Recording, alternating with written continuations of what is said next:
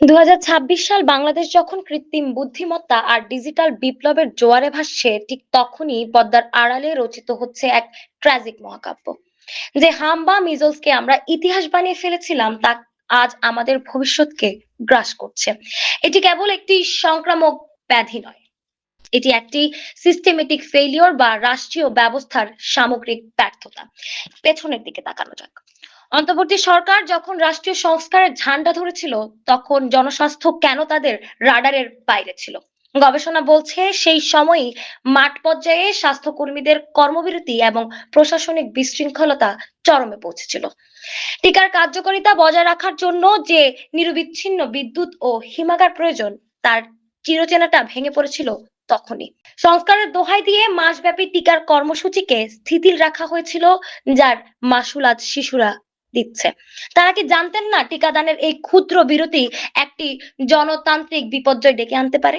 নাকি সংস্কারের গোলক ধাঁধায় তারা শিশুদের জীবন রক্ষা করতে ভুলে গিয়েছিলেন? এবার আসা যাক বর্তমান নির্বাচিত সরকারের কাছে। ভোটের আগে বড় বড় ইস্তেহার, স্মার্ট স্বাস্থ্য ব্যবস্থার প্রতিশ্রুতি সবই কি তবে চটকদার বিজ্ঞাপন ছিল? ক্ষমতার আসার পর হেলথ ইমার্জেন্সি ঘোষণা করতে কেনই এত দ্বিধা? আপনাদের মেগা প্রজেক্টের প্রকল্পের বাজেটকে টান পড়ে না, কিন্তু দুর্গম এলাকায় শিশুদের জন্য অতিরিক্ত ভ্যাকসিন আর পুষ্টিকর খাবারের বরাদ্দে কেন টান পড়ছে?